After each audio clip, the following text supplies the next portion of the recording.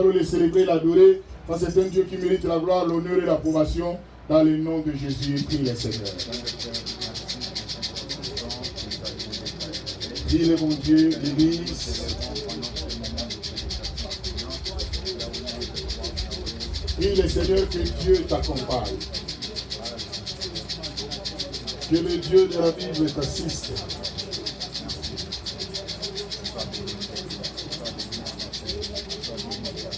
Oui, notre Dieu, notre Père, nous venons encore dans ta présence. Parce que tu es le Dieu de la Bible, le Dieu qui mérite la gloire, l'honneur et l'approbation. Yahweh, nous voulons encore remettre ce moment entre tes mains. Seigneur, parle-nous. Parce que la Bible nous dit, l'homme ne vivra pas de pain seulement, mais encore de toutes paroles qui sortent de ta bouche. Il n'y a que toi, l'Éternel des armées. Yahweh, nous détruisons tout ce qui ne lève pas ton nom, visible ou invisible. Nous détruisons cela dans le nom de Jésus. Que la grâce et la faveur du Seigneur soient avec nous, dans le nom de Jésus. Yahweh, bénis ce peuple, bénis cette parole. Nous t'adorons et nous te célébrons, notre Dieu, parce que tu es le Dieu qui mérite la gloire, l'honneur et l'approbation. Il n'y a que toi, l'Éternel des armées, dans le nom de Jésus. Que les anges du ciel couvrent ces lieux et que la gloire de l'Éternel règne parmi nous et que Jésus-Christ soit élevé comme Seigneur pendant la prédication et toutes les étapes suivantes. Yahweh, il n'y a que toi, l'Éternel, qui est notre Dieu, notre Père. Que la gloire et la louange reviennent dans le nom de Jésus. Nous t'avons ainsi prié. Merci Seigneur Jésus-Christ. Amen. Nous allons nous asseoir et nous acclamons très fort pour notre Seigneur.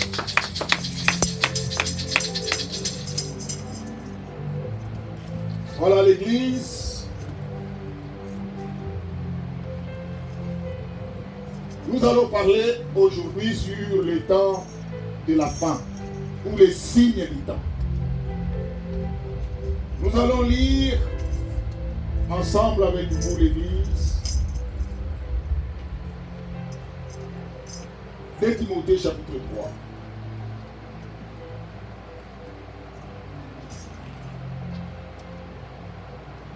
Deuxième épître de Timothée chapitre 3.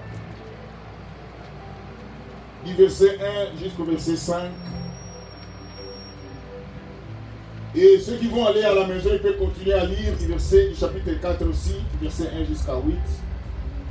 Nous allons voir la possibilité, si cela est possible, nous allons lire ensemble. Et nous allons prier. La Bible nous dit, sache que dans les derniers jours, il y aura des temps difficiles.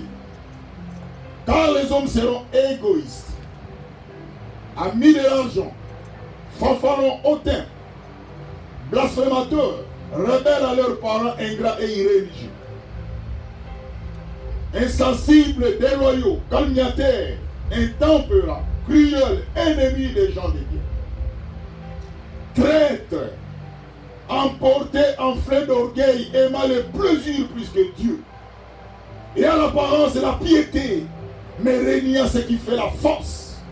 Éloigne-toi de ces hommes-là.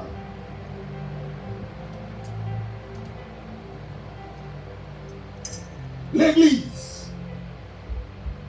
Nous venons de lire de Timothée du chapitre 3 au verset 1 jusqu'à 5.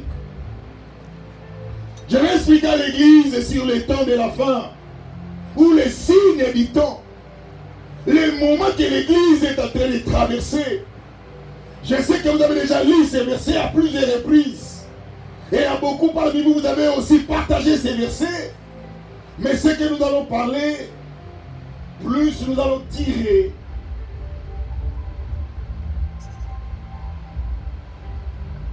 ces points dans le verset 2. Mais je vais commencer du verset 1 pour avoir l'idée maîtresse. L'auteur nous dit, sache que dans les derniers jours, il y aura des temps difficiles de l'Église.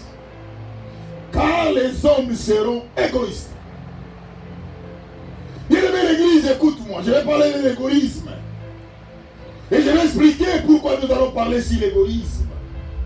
Il y a plusieurs points, et je crois que Dieu nous a déjà fait grâce de partager ces points et ces versets. Mais Dieu a permis que nous puissions partager sur cette réalité. L'église, Dieu nous a fait grâce à chaque fois que quand j'étais en voyage, et quand je me mettais devant le peuple pour leur expliquer, l'église, nous sommes en train de traverser des moments difficiles. En d'autres termes, l'église ou le peuple de Dieu sont en train de vivre dans l'inversion des valeurs. C'est-à-dire, les choses qui sont anormales, ça devient normal. Et les choses qui sont normales deviennent anormales. C'est ce que nous sommes en train de vivre dans le monde. Et ce qui influence même l'église aujourd'hui. Et aujourd'hui même, c'est difficile de faire la différence qui sont les enfants de Dieu et qui ne le sont pas.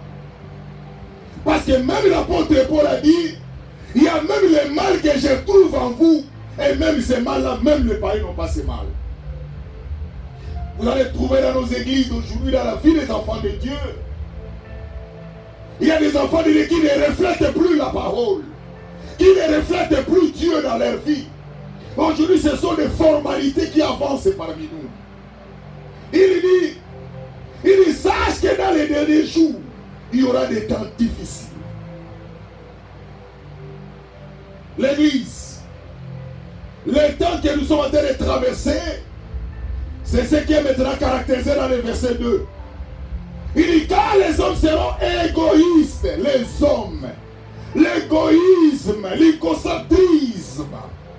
L'église aujourd'hui, tout le monde cherche son intérêt.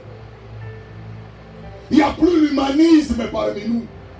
Il n'y a plus l'amour du prochain. Voilà pourquoi Dieu nous dit dans Timothée, il est sage que dans les derniers jours, dit Dieu, il y aura des temps difficiles. L'église, regardez mon frère, ma soeur, même les frères et sœurs de la même famille du propre sang, ils se séparent, chacun à son soi. Chacun cherche son intérêt. C'est difficile, rappelez-vous. Il y a des fois dans les familles, on vivait ensemble, on mangeait ensemble, on s'habillait ensemble, on faisait tout ensemble.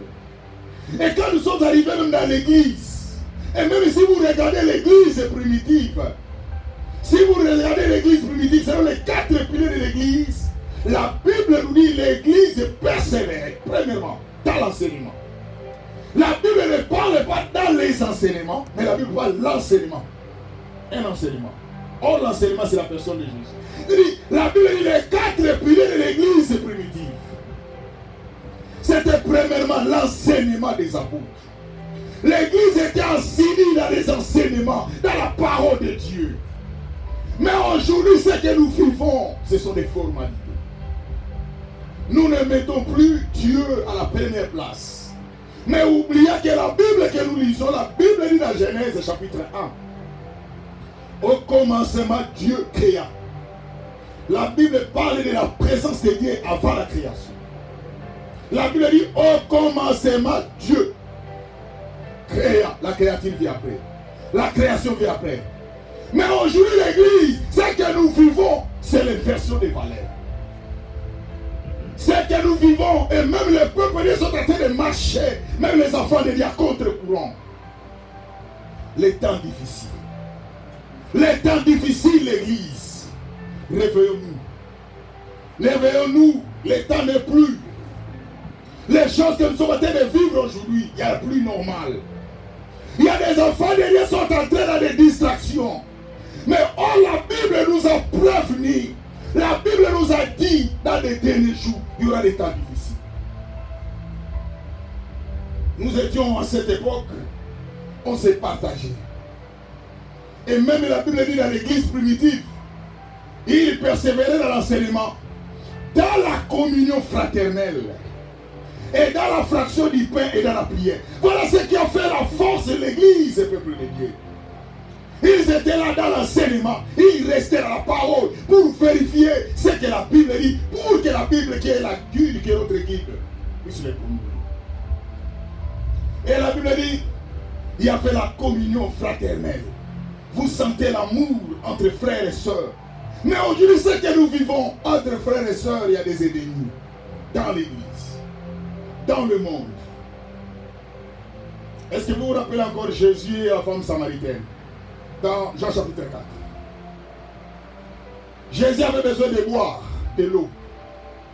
Mais si vous allez plus loin, Jésus n'avait pas besoin de l'eau. Parce que Jésus va parler à la femme samaritaine. Et j'ai toujours l'habitude d'expliquer ce verset. La Bible dit fatigué du voyage, selon le texte. Or, Jésus est Dieu. Est-ce que Dieu peut se fatiguer? Non. Mais la Bible dit comme il était humain, parce que Jésus avait deux natures. Il avait la nature humaine et la nature divine. En tant qu'humain, il peut se fatiguer. Mais en tant que Dieu, il ne peut pas se fatiguer. Mais regardez, la Bible dit fatigué du voyage. S'assit au bord du puits. Jésus va s'asseoir avant l'arrivée de la femme samaritaine. La Bible précise c'était environ midi, 12 heures. Bien aimé, c'est que j'aime avec la parole de Dieu parce que la Bible précise les choses. Il dit c'était environ midi que le Seigneur va s'asseoir au bord d'un puits. Et la Bible dit une femme va venir, pas un homme, une femme. Or la Bible dit quand on parle de la femme de la Bible, c'est l'église. Jésus, c'est lui l'époux. Et la Bible dit quand Jésus était fatigué du voyage, demandant à la femme qui venait puiser de l'eau. Il dit, femme, donne-moi de l'eau à boire. Regardez la réponse de la femme. Je n'ai pas de l'eau à te donner. Car vous et nous sommes des ennemis. Parce que rappelez-vous, je vous ai parlé de l'histoire d'Israël, du parti nord et du parti sud. Donc Jésus est sorti du parti sud, de la tribu de David, et la femme est sortie du parti nord. De l'histoire de Roboam et de Jéroboam. Rappelez-vous de cet enseignement. Et la Bible nous dit, si vous lisez selon les recherches, l'ennemi, c'est-à-dire l'inimitié entre la femme samaritaine et Jésus, c'était les 7 siècles, 700 ans. Il ne s'attendait pas. Parce que la femme dit à Jésus, nous on adore dans la montagne. Jésus répond à la femme, nous adorons à Jérusalem, dans la plaine. Donc c'est-à-dire il y avait une guerre entre Jésus et la femme. Mais la femme avait oublié que celui qui demandait de l'eau, c'était un Dieu. Celui qui demandait de l'eau, c'était Dieu. C'était pas un homme seulement. Il est venu sous forme humaine. Il dit à la femme, donne-moi de l'eau à boire. La femme dit non. Jésus va répliquer, dit à la femme. C'est-à-dire la femme respectait les coutumes de leurs parents. Parce qu'ils n'étaient pas du parti de Jéroboam. Jésus était sorti du parti de Roboam. Quand j'ai parlé de 12 tribus et de 10 tribus, de 10 tribus et de 2 tribus. Quand Roboam a eu le pouvoir, la Bible dit, il est allé demander conseil à ses amis qui lui ont donné mauvais conseil. Il a exécuté ses conseils, qui a activisé son royaume. Et la Bible dit, Dieu va donner 10 parties à Jéroboam et 2 parties à Roboam à cause de l'alliance qu'il avait faite à David. Et c'est ça que je vous ai même prêché à l'église. Même si vous êtes dans les difficultés, il faut toujours garder Dieu dans votre alliance. Le Dieu que nous servons, c'était Dieu d'alliance. Il nous arrive l'église, il y a des fois. Nous sommes dans des situations difficiles. Mais lorsque vous êtes dans une alliance avec Dieu, l'intervention de Dieu viendra toujours. Quel que soit le retard, mais cela viendra toujours avant que le soleil parte. Nous étions dans notre voyage. Nous sommes arrivés à Washington. L'église, nous allons présenter notre ticket. On nous dit d'aller dans l'autre guichet. Mais or l'itinéraire était clair. Je ne sais pas pourquoi je me suis trouvé à Washington. Je devais me rendre à New York. Nous sommes restés depuis 16 heures quand on a atterri. Nous avons attendu nos bagages pendant 1 heure ou 2 heures du temps. Et quand nous allons faire la quai, l'église, il y a trop de monde. Vous ne savez même pas à quel moment vous allez vous rendre devant l'église. J'ai dit à maman pasteur, Allons-y, nous allons suivre ces problèmes après. Et comme elle était très fatiguée, elle va dormir dans des chaises. Moi, j'étais là. Parce que souvent, je ne dors pas facilement. Et mon organisme aussi a des temps où quand ça arrive, ces temps-là, je me réveille. Parce que ce sont des moments où je me rends devant la présence de Dieu. Elle dormait. J'ai entendu une fois me dire, lève-toi. Et quand je me suis levé pour aller encore voir une femme, je regarde encore la quai. Il y a encore du monde qui sont descendus. Je ne sais même plus où j'étais, où je devais suivre parce que j'étais très fatigué. Quand je suis allé voir une femme pour lui demander, dit non, ta situation, ce n'est pas à moi de résoudre ça, c'est de l'autre côté. J'ai ouvert mon téléphone, je lui ai présenté un message. Je lui ai dit, tu peux lire ce message. L'église Dieu que nous servons, même s'il y a des fois dans votre vie, vous ne sentez rien et vous ne voyez rien, ayez toujours confiance à ces dieux-là. Restez toujours dans les principes divins de Dieu. Et c'est Dieu là intervenu. Quand la femme a lu ce message, elle a dit elle-même dans sa parole, dans ses paroles, dans sa bouche, il dit, je vais avoir des problèmes. Je lui ai dit, non, tu ne vas pas avoir de problème. Si tu as des problèmes, je te donne mon numéro. Il dit, non, ce message que je viens de lire, on doit trouver une solution rapidement. L'église, à 7h, là, vers 2h du matin, il fait sortir un ticket de transport rapide. Et ils ont payé l'hôtel rapidement. Malgré les conditions que nous étions, mais Dieu a intervenu. Et nous sommes allés, et là où je n'ai même pas pu dormir, mais Dieu nous a fait grâce pour que nous puissions être dans un endroit sécurisé. L'église, la Bible nous dit, quand Jésus parle à cette femme, il dit, femme, donne-moi de l'eau à boire. Il dit, non. Entre vous et nous ne nous entendons pas. Et la femme dit, nous nous adorons à la montagne. Rappelez-vous des deux montagnes que je vous ai parlé, les charismes et les Baals. Les Baals, malédiction, charisme, bénédiction. Parce que dans l'Ancien Testament, lorsqu'un prophète venait dans l'église, dans un pays, dans un village, il se mettait dans l'une des montagnes. Et le peuple savait quelle montagne que l'homme de Dieu va se mettre. Et cette montagne avait un message. Si l'homme de Dieu se mettait dans la montagne de Baal, le peuple savait que la malédiction vient de Dieu pour eux. Et si l'homme de Dieu qui est le prophète se mettait dans la montagne qu'on appelle Garizim, il savait que la bénédiction de Dieu est là pour eux. Mais la Bible dit, Jésus dit à la femme, vous nous adorez sur cette montagne, mais nous nous adorons à Jérusalem. Mais comme Jésus était l'accomplissement de l'église, il dit à la femme, le temps est arrivé. Le temps est arrivé, ce ne sera plus ni dans la montagne, ni à Jérusalem, que les vrais adorateurs adoreront le Père. Mais nous adorons le Père en esprit et en vérité. Cela veut dire, n'importe quel endroit que tu te trouves, si tu es dans la volonté de Dieu, si tu es dans le plan de Dieu, tu invoques ce Dieu-là, il t'écoutera et il agira.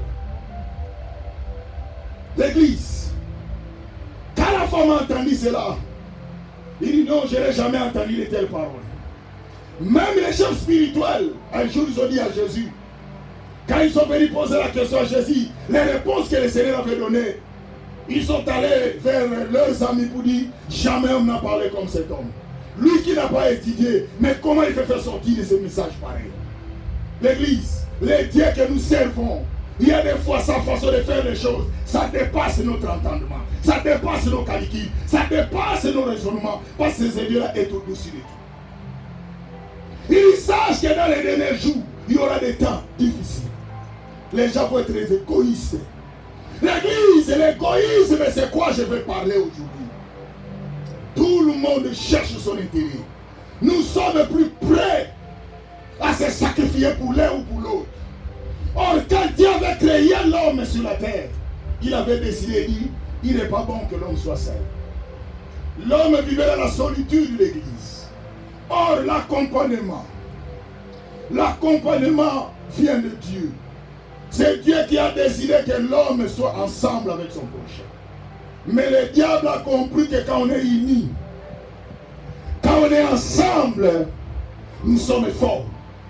Et qu'est-ce que le diable fait? Il nous divise, il nous sépare. Et comment il va nous séparer? S'il nous dit sépare-toi avec l'un ou avec l'autre, tu vas comprendre. Il utilise des choses qui paraissent vraies, qui paraissent justes, mais qui n'est pas juste. C'est l'égoïsme. Aujourd'hui l'église, je me rappelle encore un jour, il y a une sœur qui est venue me voir. Il dit, je suis dans une situation très difficile. Je dois me rendre dans la prière pour aller prier, pour chercher la face de Dieu, pour ma situation. Et quand il commence à me parler, je commence à lui expliquer. Pendant l'explication que j'ai donnée à cette sœur-là, j'ai dit de telles situations, ça demande cette dimension de prière, cette dimension de prière. À l'instant, la sœur me demandait est-ce que tu ne peux pas m'accompagner dans cette prière. Et quel jour? 3 jours à 7. Sans manger, sans boire. Et nous sommes entrés volontairement. Mais pas aujourd'hui. Pas aujourd'hui l'église. Aujourd'hui, pour que l'homme de Dieu fasse quelque chose pour toi, il faut payer. Pour que quelqu'un s'occupe de ton problème et de ta situation, il faut payer. Pour que quelqu'un vienne faire quelque chose pour te soutenir, il faut payer. Parce que la Bible dit, sache que dans les derniers jours, les temps seront difficiles. Même lorsque tu fais des ménagements, tu te déplaces, tu viens, tu rencontres quelqu'un pour qu'il t'aide, il te demande quelque chose en retour. Ce sont des temps derniers, l'église. Ce sont des moments difficiles, réveillons-nous, multiplions la prière, multiplions la vigilance. Il dit, quand les hommes seront égoïstes, bien aimé l'église, tellement l'égoïsme est entre nous, chacun pour soi. Même dans les mariages, même dans les couples, même dans l'amitié, tout le monde cherche son intérêt. C'est difficile de voir quelqu'un dire, bon, moi j'ai eu ceci, toi aussi tu peux prendre cela. Moi j'ai eu cela, toi aussi tu peux prendre. Non, tout le monde son intérêt. Les pasteurs prennent de l'argent, l'église les bénit, mais ne s'occupe même pas de ses collaborateurs. Toujours les intérêts. Ils veulent pas apparaître. Ils veulent qu'on les voie, qu'on parle d'eux. L'église. Les temps que nous sommes en train de traverser, réveillez-vous l'église. Les temps sont difficiles. Et la Bible nous dit, lorsque nous traversons ces moments, c'est l'avènement du Fils de l'homme. Il ajoute, il dit, quand les hommes seront égoïstes, voilà même l'égoïsme de cette femme. Quand Jésus lui demande de l'eau à boire, il dit non, je ne peux pas te donner de l'eau à boire. Parce que nous et vous, on ne s'entend pas. L'église, c'est ce que nous vivons, c'est l'égoïsme. Tes parents, il y a des gens qui l'ont fait du mal. En lieu et place de te laisser l'héritage que les autres reçoivent. On est en lieu et place de te donner la maison ou la voiture ou l'argent. Non, l'héritage que ton père t'a laissé. Et tu te rappelles, moi je vais mourir.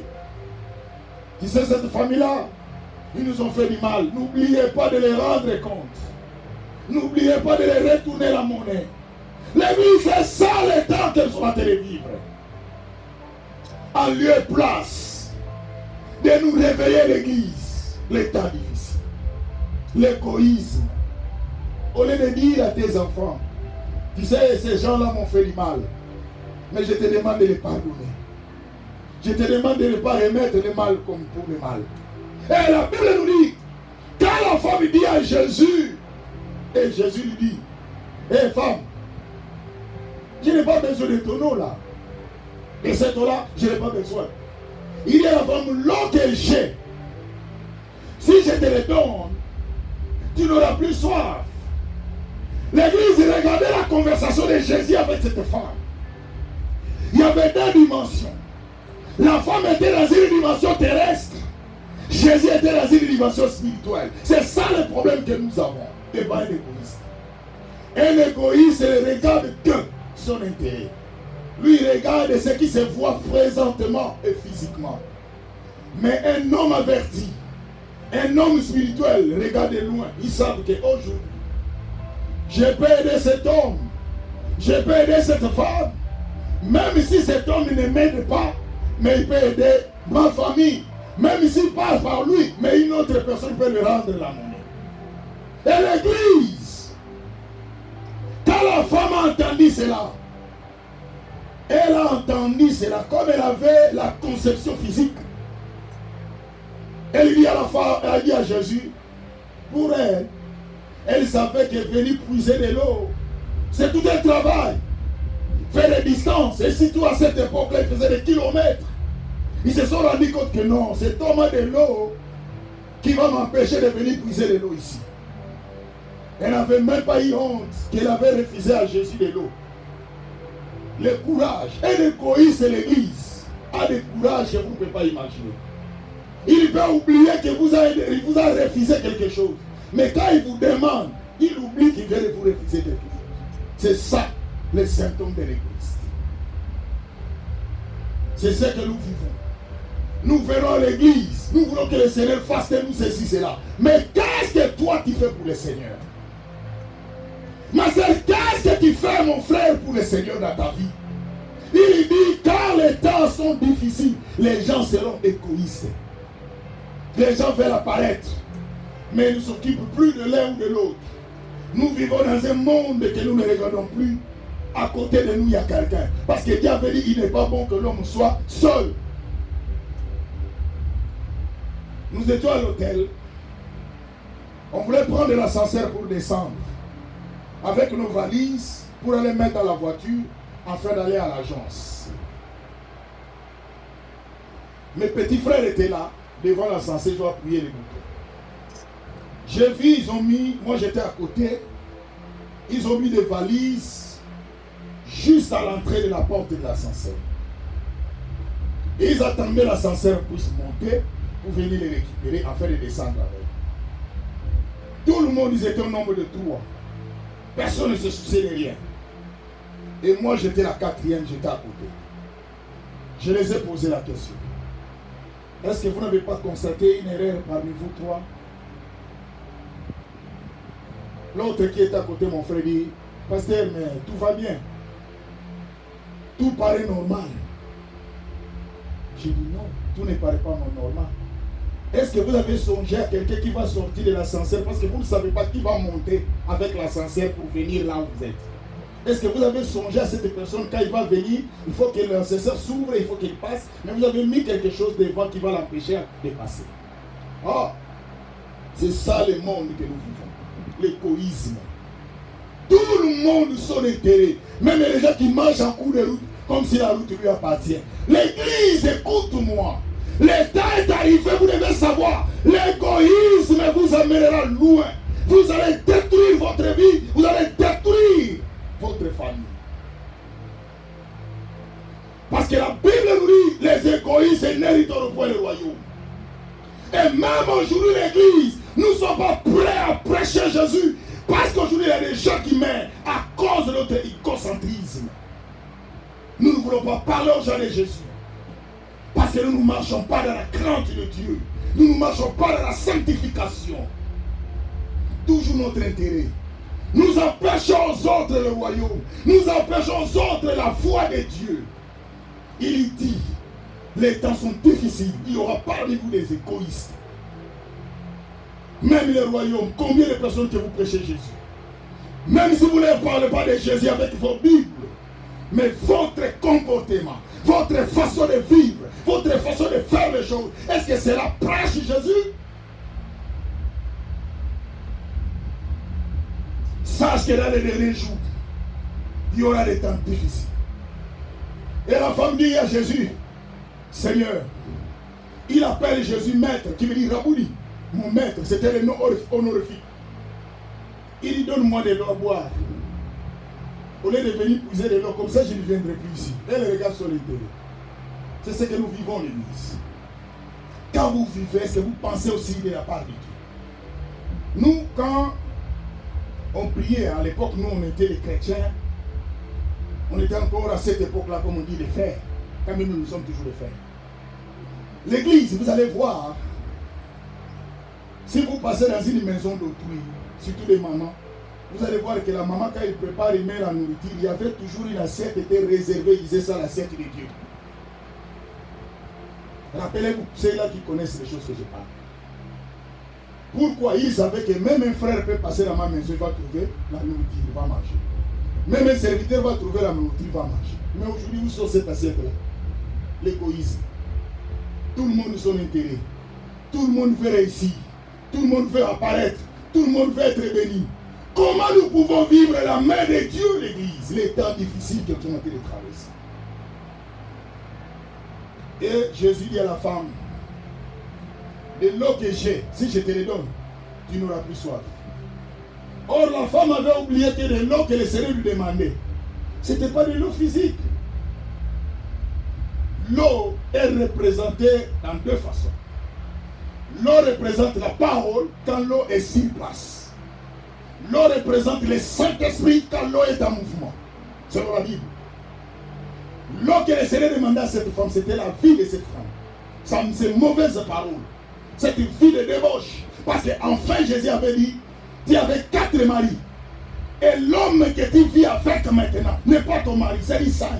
Donc toi, ta vie est vivre avec le mari d'autrui. C'est ça l'eau que le Seigneur demandait à cette femme. Jésus avait besoin de l'échange de l'Église. Parce qu'il savait que les temps sont difficiles, les gens sont égoïstes. Et laisse-moi te dire, ma soeur, nous ne sommes pas ici pour, nous n'avons pas besoin de ton argent. Mais c'est que Jésus a besoin de toi. Ton égoïsme, donne-nous ta vie.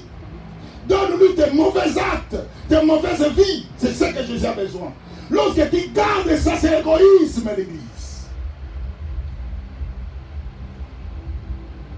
Quand la femme a entendu cela, il dit, je savais qu'un prophète va venir.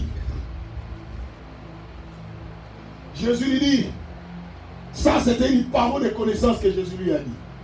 Tu avais 4 maris. Et le 5e, ce n'est pas ton mari. Donc, Jésus a décrit et a défini la nature de cette femme. Il ne vit jamais avec son propre homme. Toujours les femmes, les hommes d'autrui. L'Église, il faut aimer ce que Dieu t'a donné propre à toi. Même si c'est peu, même si c'est comme ça, accepte-la comme tel. Parce que le Dieu que nous servons, il est le Dieu qui récompense. Même si aujourd'hui tu n'as pas eu assez, mais le Dieu que nous servons te récompensera. Et quand la femme a entendu cela, il a compris, il y avait un homme qui devait venir. Ce n'est pas toi. Ce n'est pas ce prophète qu'on avait dit. Parce que la femme a entendu. Mais la femme était égoïste. Mais Jésus est venu démontrer à cette femme, non, ne gardez plus cette vie. Donne ça à Jésus. C'est ce qui tue l'Église. Peut-être que vous attendez que je vous parle, donner la dîme, donner l'offrande. Non, l'égoïsme que je parle ici, c'est votre vie cachée. Il y a les temps difficiles, dans les derniers jours. Et même les gens ne sont pas prêts à aider les autres personnes à s'épanouir. Voilà pourquoi l'Église, je vais vous parler de ce que Dieu a préparé, les temps difficiles ou les derniers temps. Il a énuméré beaucoup de choses, vous pouvez les lire à la maison. Quand les hommes se égoïsent, ont mis de l'argent, fanfaron, là on a... C'est que Dieu a voulu nous parler aujourd'hui. C'est l'égoïsme. Et quand Jésus parle avec cette femme, Jésus vient de sauver la vie de cette femme. Si vous lisez dans Jean 4, verset 27, quand les disciples sont revenus vers Jésus, ils étaient étonnés de loin de voir Jésus parler avec une femme. Parce que dans leur coutume, dans la coutume juive, un rabbin ne peut pas se retirer avec une femme à côté. Or, Jésus était un rabbin. Et bête. C'est pour cela que vous allez voir le comportement de Marie et de Marthe. Quand Marthe est en train de se plaindre à propos de Marie, il dit, Seigneur, ça ne te dérange pas que ma sœur s'assoie à ton côté là pour t'écouter toute la journée, me laisser préparer la nourriture. C'était pas ça la raison était autre. La raison était que le Seigneur était en train d'introduire un dossier chez Marie. Parce qu'un rabbin ne peut pas se retirer avec une femme à côté. Même vous-même vous êtes conscient. Si vous me voyez avec une femme à côté pendant 1 heure, 2 heures, même si vous êtes là, vous connaissez que je suis marié, il y a une pensée négative à venir. Il passait dans le téléphone 3 heures déjà. Vous allez penser autrement. Alors soyez aussi à la place des autres. Jésus, quand les disciples sont revenus dans le verset 27, ils ont dit, il parle avec une femme. Ils savaient. Or, le Seigneur était en train de sauver la femme. Parce que la femme était égoïste. Ma soeur, mon frère, abandonnez et laissons notre égoïsme. Pourquoi nous avons l'amour de soi, le narcissisme? Et je sais, il y a beaucoup de gens qui prient d'aller prier Jésus, c'est toi le narcisse de Sarah. Aujourd'hui, je vous parle de Jésus, n'est pas le narcisse de Sarah. C'est ça notre devoir, c'est de parler de ces choses. Dans la Bible que nous lisons, il y a ce qu'on appelle la mythologie grecque. Dans la mythologie grecque, si vous lisez la Cantique des Cantiques, on parle de l'histoire de Narcisse. Narcisse, c'est quelqu'un qui a existé dans la mythologie grecque. C'était un garçon très beau, selon l'histoire de la mythologie. Il était très beau, je vous dis très beau, un bon garçon. Un jour, il est allé dans une rivière, il a vu, vous savez, quand vous regardez de l'eau, vous pouvez vous voir. Vous voyez, comme c'est un miroir, vous le voyez. Et ce garçon s'est vu très beau. Il s'est vu très beau. Et ce garçon ne pouvait pas résister à sa beauté. Il voulait embrasser sa beauté, oubliant que c'était de l'eau. Il a noyé. Comme il ne connaissait pas la nage, c'est ça, il est tombé. Et selon l'histoire de la mythologie, cet endroit-là est sorti avec une fleur. Si vous lisez la Cantique, il parle de Narcisse, la fleur. Alors maintenant, quand les gens prient que Jésus c'est lui le Narcisse de Sarah, allons-y maintenant selon la typologie. La Bible dit que cet enfant, selon la mythologie, il avait l'amour de soi. C'est ça. Or, la Bible dit Jésus, il n'avait pas l'amour de soi. Il a donné sa vie. À quoi Jésus est Narcisse de Sarah? Et la Bible nous dit, selon la mythologie, il était très beau. Mais or, la Bible nous dit dans Ésaïe 53, il n'avait ni beauté, ni éclat pour attirer le regard. À quoi Jésus est le Narcisse de Sarah? Retirez-vous de ces mots-là. La Bible est la parole parlée. La Bible interprète la Bible. Jésus-Christ n'est pas le Narcisse de Sarah. Parce que quand c'était très beau, il avait l'amour de soi. Or, les deux critères, Jésus n'est pas là. À quoi Jésus est le Narcisse de Sarah? Nous allons nous lever et nous allons prier. L'église, écoute-moi. L'égoïsme, les temps sont difficiles. Mais débarrassons-nous de notre égoïsme parce que le Seigneur Jésus revient bientôt. Lève-toi. Et nous allons prier.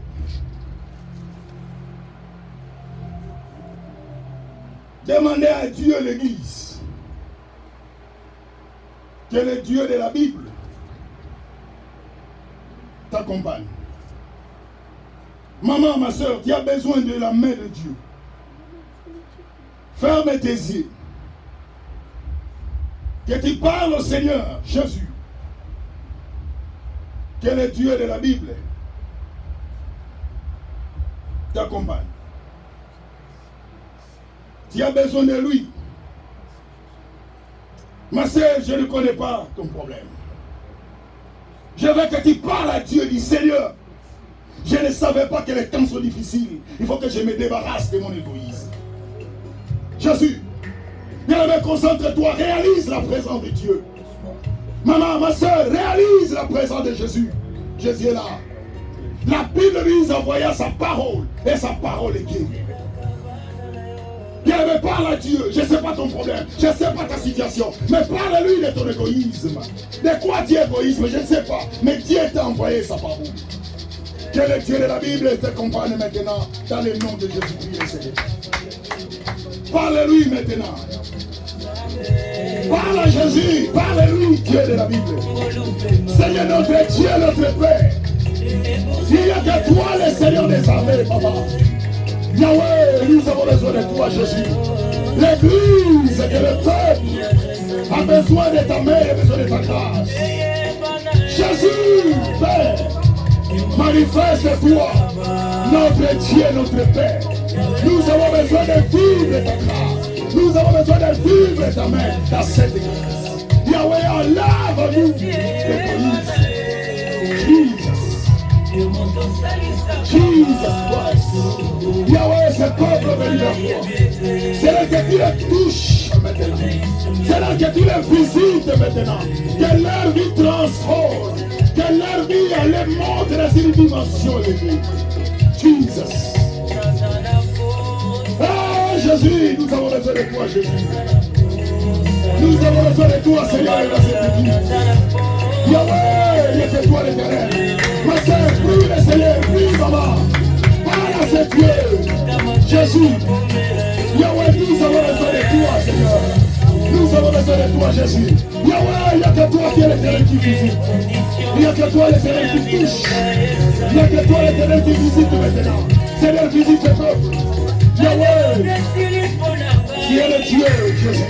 Ta sœur, ce n'est pas encore fini. Ce n'est pas encore fini. Le Dieu est encore là. Ton Dieu vivant. Ton Dieu vivant. Ton Dieu vivant. Le Dieu de la vie.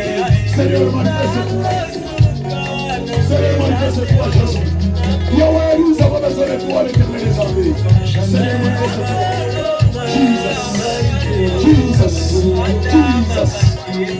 Jesus. Yahweh, il y a que toi l'éternel. La vie de lui, la mer éternelle pas trop courte pour agir. La mer éternelle pas trop courte pour agir. Yahweh, la mer éternelle pas trop courte pour agir. Yahweh, que les portes s'ouvrent. Yahweh, tout ce qui était bloqué, que cela soit débloqué maintenant. Dans le nom de Jésus. Dans le nom de Jésus. Yahweh, il n'y a que toi l'éternel. Que les anges du ciel descendent maintenant. Oh, Jesus. Que les anges du ciel visitent ce peuple maintenant. Jesus. Bien-aimé, restez calme, nous allons prier. Je vais prier. Oui, l'éternel, notre Dieu, notre Père. Élève tes mains.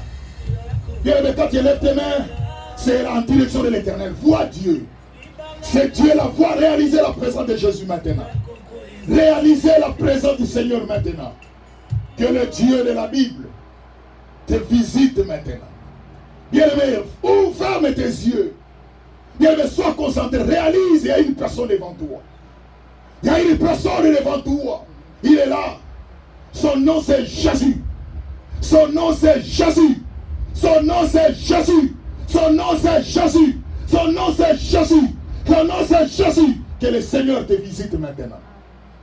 Que toutes les chaînes qui ont bloqué ta vie, que toutes les chaînes qui ne te donnent pas l'accès de progresser dans tes affaires, dans ta famille, dans tout ce qui t'appartient, que les chaînes tombent maintenant au nom de Jésus. Que les chaînes tombent maintenant au nom de Jésus. Toi, mari de nuit, toi, femme de nuit, toi, démon, je te sors maintenant. Libère. Car Jésus-Christ a donné sa vie pour ce corps. La Bible nous dit ce corps est le temple du Saint-Esprit. Que la visitation de Dieu, Seigneur, maintenant prend contrôle de cet endroit. Yahweh, visite ton peuple. Yahweh, que les mains qui sont élevées, qu'ils reçoivent quelque chose qui vient du ciel. Maintenant, au nom de Jésus, touche leurs mains, touche leurs mains, touche leurs mains. Que tous les fruits de leurs mains soient bénis et que les portes s'ouvrent à leur vie, qu'ils soient la tête de la queue, qu'ils résistent à leurs entreprises dans le nom de Jésus. Seigneur, je sache maintenant tout ce qui est de l'ennemi, tout ce que le diable a planifié pour les rendre malheureux par l'autorité qui nous a été donnée. Nous détruisons cela, nous chassons cela, nous repoussons cela dans le nom de Jésus. Merci Seigneur. Merci Seigneur pour la visitation de ta présence. Merci parce que les anges du ciel couvrent ces lieux maintenant. Merci Seigneur parce que tu es en train de restaurer. Merci Seigneur parce que tu es en train de visiter. Merci Seigneur parce que je vois la main de Dieu. Yahweh, merci parce que tu es le Dieu qui visite. Seigneur, merci. Merci Seigneur pour la délivrance. Merci Seigneur pour l'opportunité. Merci Seigneur pour la grandeur. Merci Seigneur pour la bénédiction. Merci Seigneur pour les portes que tu es en train d'ouvrir dans leur vie et que leur histoire change au nom de Jésus. Yahweh Jésus, tu étais devant la tombe de Lazare. Tu avais demandé le miracle de la résurrection de Lazare. à cause de la foule. Yahweh, la Bible nous dit dans Isaïe 48, verset 11, pour l'amour de moi que je vais agir. Comment mon nom serait-il profané? Je ne donnerai pas ma gloire et non. Yahweh, que la gloire te revienne pour la visitation de ma soeur, pour la visitation de ma maman, pour la visitation de mon papa, de mon frère, dans le nom de Jésus. Qu'il soit visité, que la visitation du Seigneur touche maintenant. Lève. Et que ceux qui les entourent témoignent et changent leur langage, comme ceux-là qui ont changé leur langage devant Paul. C'est que ceux-là qui ont changé leur langage pendant que Jésus était sur la croix. Il dit certainement, assurément, effectivement, cet homme est fils de Dieu. Et nous te levons dans cette église comme Seigneur. Que la gloire et la louange te reviennent dans le nom de Jésus. Nous t'avons ainsi prié. Amen. Nous acclamons très fort le Seigneur.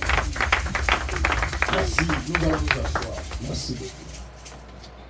Merci, Jesus. Que Dieu soit loué. Merci.